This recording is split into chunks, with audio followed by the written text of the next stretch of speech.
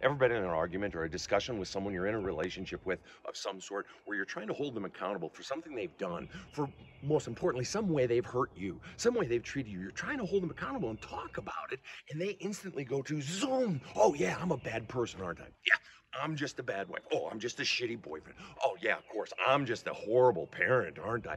Ever been in a relationship like that, where you have those kinds of discussions where the person can't or won't stay in the moment and discuss the topic at hand? They instantly go way the fuck over here. They take it as a general assessment of their character, that you are assailing their very essence. Ever had that situation? If you're in a fucking relationship with somebody like that, it's like, oh my fucking god, you're seriously. You either have to retrain them, which is an extraordinary amount of work, because you've already come so far down the road, and now you're asking them and insisting that they act differently. And I recommend, in the end, if you want someone to own their shit and they're already in the habit of not doing it, you're likely going to end up having to get out. If you're dating, see, this is a huge dating tip. You need to keep an eye out when you reach that point in your relationship where you have your first argument. You need to watch how they argue.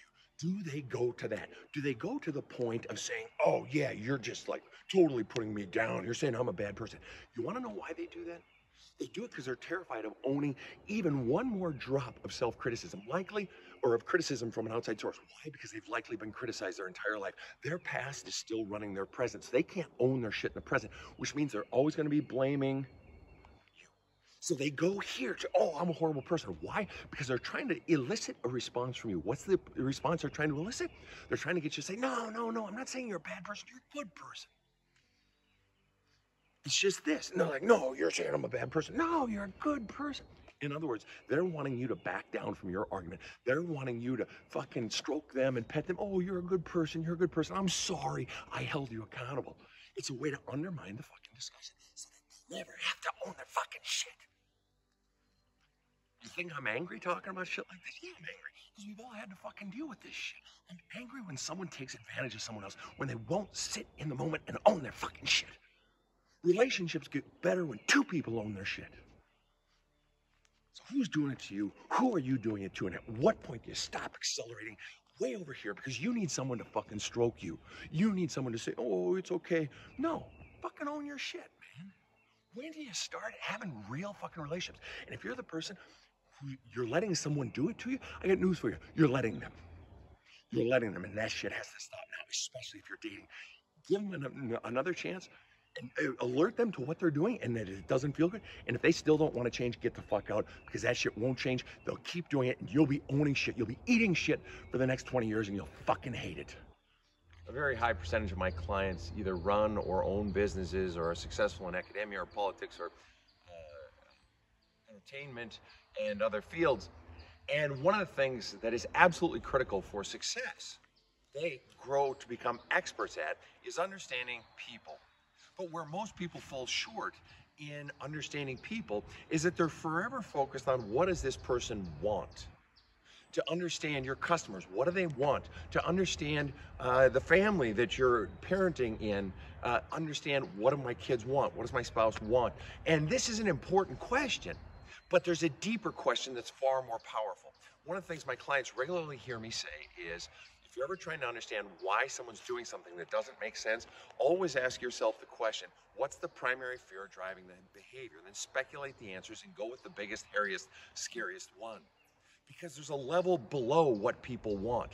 What people want does drive their behavior, does drive their actions, does drive their words. But what is really driving them lower, at a deeper level, at a primal level, is what do they fear? What is the primary fear? Not necessarily the only fear, but the biggest fear in any given situation. And more often than not, it boils down to a derivative of about 4, 5, 6 different ones. Fear of being alone, fear of being destitute, fear of looking foolish, and or fear of what people will think, fear of the unknown, but I actually say it's the fear of the known. That when you take this venture, when you take this bold new step, you know exactly what your biggest critics are going to say. It's the same shit they've always been saying, and so you're going to keep that shit in. I'm not going to put myself out there. But it's these fears. The consumer's fear, the employee's fear, your children's fears, your adult parents' fears, your spouse's fears. It's the fears that are driving the behavior. So are you asking the right questions? And then once you determine, speculate what those fears are, the biggest fears driving the person you're trying to reach, then you've either got to mitigate the fears or you've got to find a way to assuage them. You've got to find a way to eliminate any chance of those fears coming to pass, or you've got to give them something that is a tool for meeting that fear. And where it gets most interesting in this question of fears is not just with respect to others, but with respect to yourself. The question for yourself is not what do I want, but what do I most fear? When you can get down to that level, now you're down at the root. Now you're down at the soul level of who you are, truly understanding what is driving you. And can that change? That can absolutely change. And one of the biggest ways it changes is by identifying what the fuck it is in the first place.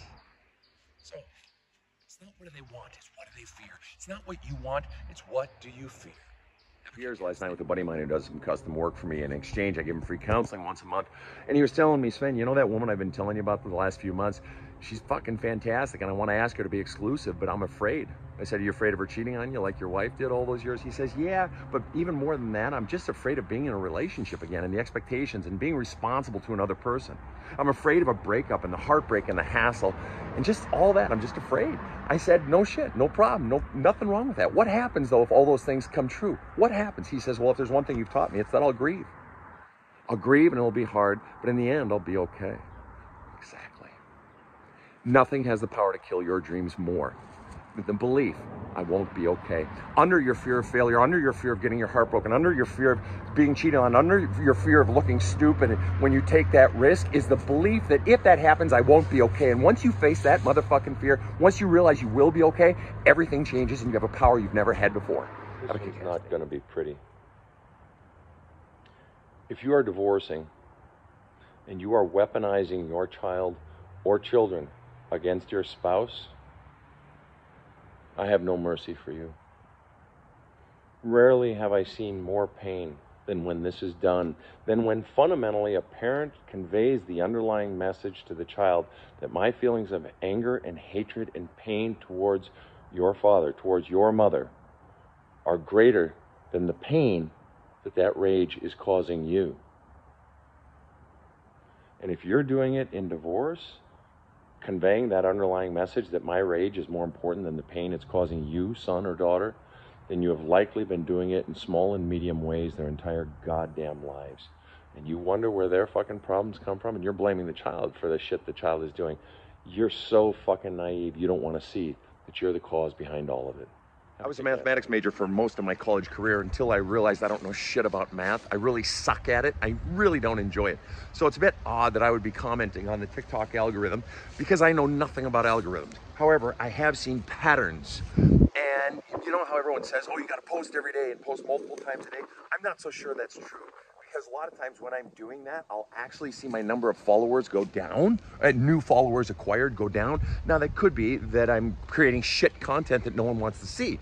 And there are plenty of people who would argue that's true. However, what I see when I go into a creative slump or I'm just not feeling like fucking making TikToks, and so I'm not putting out new content, is that my new follower acquisition increases. I actually start getting new followers because TikTok seems to be putting out there the last 1 or 2 TikToks I've made that were quite popular, and I start acquiring followers even though I'm not putting out new content. Something to think about. Let me know if you have any hacks that you know of. One of the single greatest myths in our society is that self-help, growth, and healing of the soul have to take a long time. And it's bullshit. It doesn't. I hear about people in fucking counseling for years, even decades, and they feel like they're roughly in the same spot as what they were when they started. One of my all-time favorite quotes, and I don't know who said it, if you do know, please fucking tell me, is simply this: transformation can be immediate if you go deep enough. If you go deep enough. So if you're not being pushed, if you're not being challenged, if you're not outside your comfort zone, if you're not healing, it's because your therapist hasn't developed the trust with you that you feel comfortable being pushed. They haven't developed the trust inside of themselves that they feel comfortable pushing you and challenging you harder than you may want to go at times. And third, it could be that you're seeing a therapist because you don't want to be pushed. You want to stay in the safety of your pain and your fears and the bullshit beliefs you've been taught about yourself, and facing the real shit scares the fucking bejesus out of you. So at what point are you really ready to go deep and go heal? Because if you can't find a therapist to do it, you can do it on your own. Have a kick-ass day. In your pursuit of happiness, are you waiting? If there's one thing I've seen over the decades as a therapist and pastor, is that Almost nothing corrupts the process of people becoming happy, becoming fulfilled, finally having fucking peace inside, getting the healing that they finally want in life. Nothing corrupts that process more than the fact that they are still waiting. And do you want to know what they're waiting for? They are waiting for the actions of someone else to change. More often than not, it's a parent, but very often that longing for something from the parent gets transferred onto a spouse. So they think they're waiting on the spouse. When as we dig deeper, what we really discover is they're still waiting on something from the parent. You want to know what they're fucking waiting for? Some derivative of that parent actually fucking reflecting on their actions and apologizing. Or they're waiting for acceptance, or they're waiting for approval, or at the very least, they're waiting for that parent to stop fucking criticizing and stop laying out the fucking expectations for their fucking life. That's what they're waiting for. And I absolutely reject the theory that my happiness, my healing, my fulfillment, my sense of inner peace in my soul is dependent upon the actions of someone else. See, so many therapists, so many clergy, so many friends say, well, you have to confront the parent. You have to go and get something from them, or you have to tell them how you really feel, or tell them what they did, tell them how they made you feel. You don't have to get anything from them. You can do that if you want to, but it's not required. What's required is that you have the courage to go down deep, to finally go into the story of your life and not just focus on what they did. You do have to do that. And you do have to put it in words, and I recommend writing it down. You have to get it out of you. Not only look at what they did, more importantly, you have to unlock that vault of how you felt. That's what you're running from. That's what you're wanting healing from. You're wanting them to finally acknowledge how they made you feel. And they may never do it, which means you'll never be able to heal. No, fuck that. You can go into that shit. That's what it means to go fucking deep and to look at the implications of what that taught you to believe about yourself. You don't need something from someone else. You think you do. What you really need is to have the courage to go into the truth, look at it, feel it, and purge it. You ready? Have a kick-ass day.